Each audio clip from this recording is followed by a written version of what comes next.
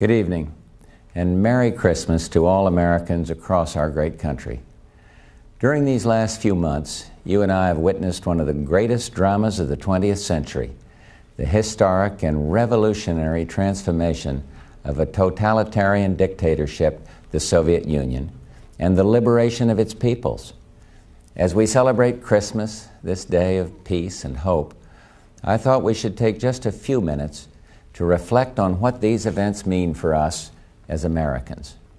For over 40 years, the United States led the West in the struggle against communism and the threat it posed to our most precious values. This struggle shaped the lives of all Americans. It forced all nations to live under the specter of nuclear destruction. That confrontation is now over. The nuclear threat, while far from gone, is receding. Eastern Europe is free. The Soviet Union itself is no more. This is a victory for democracy and freedom. It's a victory for the moral force of our values. Every American can take pride in this victory, from the millions of men and women who've served our country in uniform to millions of Americans who supported their country in a strong defense under 9 presidents. New, independent nations have emerged out of the wreckage of the Soviet Empire. Last weekend, these former republics formed a Commonwealth of Independent States. This act marks the end of the old Soviet Union, signified today by Mikhail Gorbachev's decision to resign as president. I'd like to express, on behalf of the American people, my gratitude to Mikhail Gorbachev for years of sustained commitment to world peace and for his intellect, vision, and courage. I spoke with Mikhail Gorbachev this morning.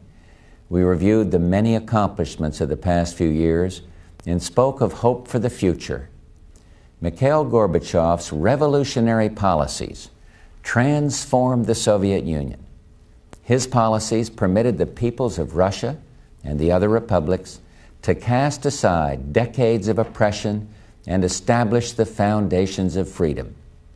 His legacy guarantees him an honored place in history and provides a solid basis for the United States to work in equally constructive ways with his successors.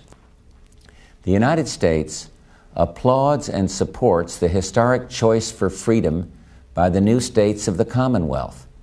We congratulate them on the peaceful and democratic path they have chosen and for their careful attention to nuclear control and safety during this transition.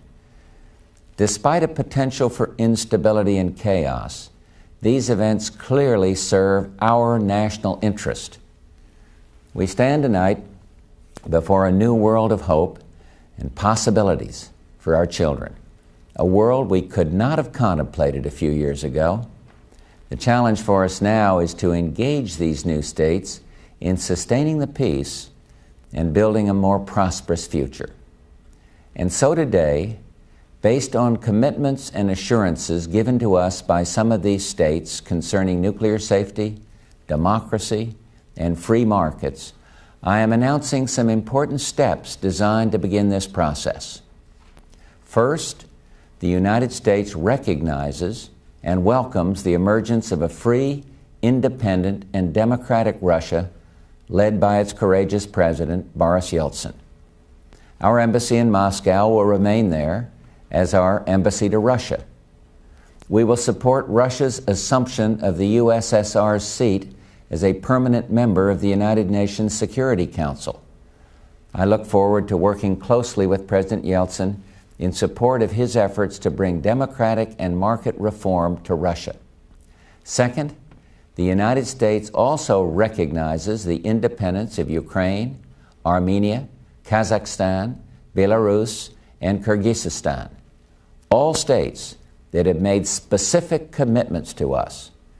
We will move quickly to establish diplomatic relations with these states and build new ties to them. We will sponsor membership in the United Nations for those not already members.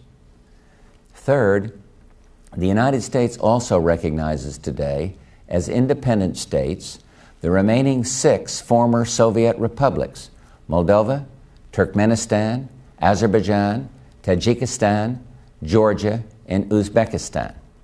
We will establish diplomatic relations with them when we are satisfied that they have made commitments to responsible security policies and democratic principles, as have the other states we recognize today. These dramatic events come at a time when Americans are also facing challenges here at home. I know that for many of you, these are difficult times, and I want all Americans to know that I am committed to attacking our economic problems at home with the same determination we brought to winning the Cold War. I am confident we will meet this challenge, as we have so many times before. But we cannot if we retreat into isolationism. We will only succeed in this interconnected world by continuing to lead the fight for free people and free and fair trade. A free and prosperous global economy is essential for America's prosperity. That means jobs and economic growth right here at home. This is a day of great hope for all Americans. Our enemies have become our partners, committed to building democratic and civil societies. They ask for our support, and we will give it to them. We will do it because as Americans, we can do no less. For our children, we must offer them the guarantee of a peaceful and prosperous future, a future grounded in a world built on strong democratic principles, free from the specter of global conflict. May God bless the people of the new nations in the Commonwealth of Independent States, and on this special day of peace on earth, goodwill toward men, may God continue to bless the United States of America. Good night.